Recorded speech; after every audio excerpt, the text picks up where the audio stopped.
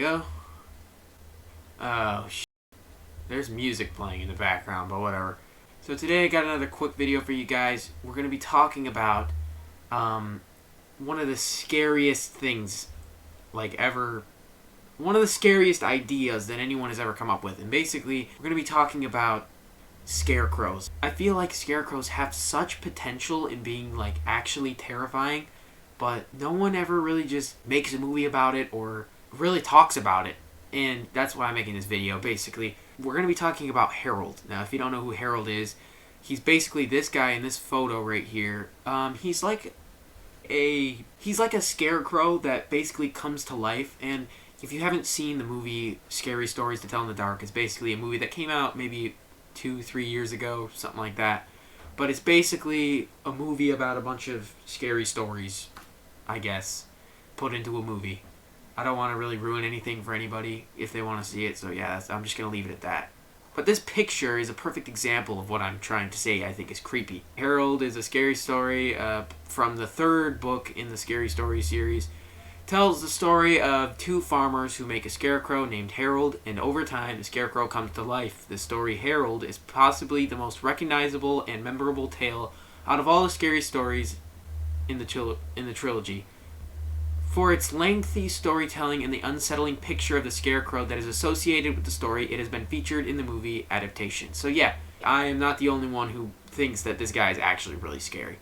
This is what the dude looks like in the movie right here. He's like, this is him, not as a drawing. But I kind of think the drawing is creepier because it's not really real yet. You're kind of imagining it more in your head, I guess, because it just feels more surreal when it's not actually real, I guess. Oh my fucking god, why is that coming up? It says right here that Harold was actually a legend. Two farmers are particularly cruel to the scarecrow Harold until Harold's grunting and trotting back and forth to the roof of their hut. I thought that was definitely going to mention more about why it was, how it happened, but...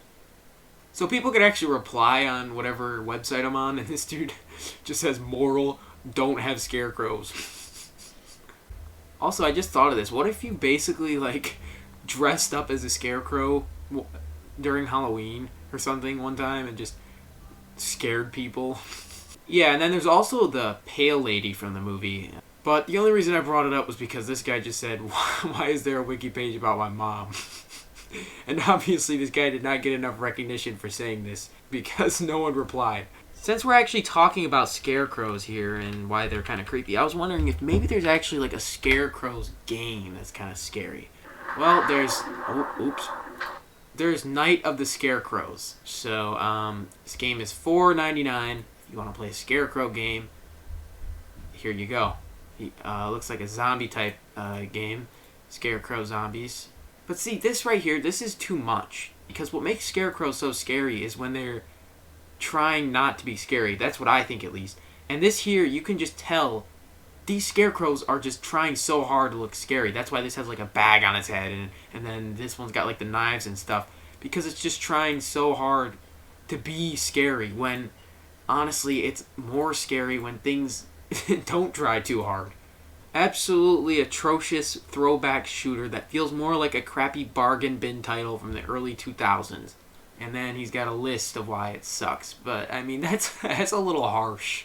Fun concept, but not ready yet. Scarecrows are way too fast to do anything. Can't even get past 25 seconds, and I paid $5 for this.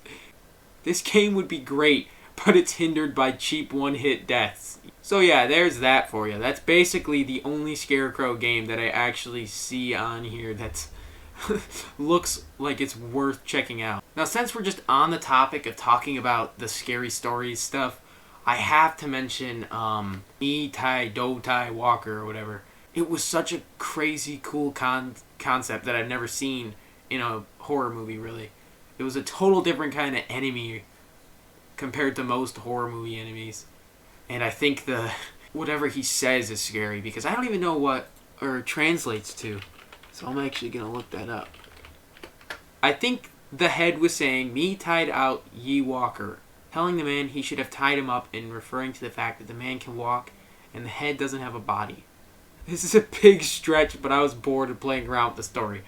But that is definitely interesting. I like it when people actually are interested in certain things and they dig in deeper, kind of like what I'm doing here. This made it so much scarier. I am at work right now, and it's dark and rainy outside. Someone pulled up to the window, my heart jumped because it scared me so much. I mean, he gave us kind of a lot of information about what he was doing while reading that, but that's okay. But yeah, these stories were actually really scary when I first read them like years ago. Reading them at night will definitely scare you, especially certain ones. But yeah, that's basically it today. I just wanted to talk about a few of the scary stories and why they're kind of creepy. Expect a pretty normal video next time. I just kind of sat down and recorded this out of nowhere because I wanted to upload tonight. So yeah, there we go. You guys have a nice night.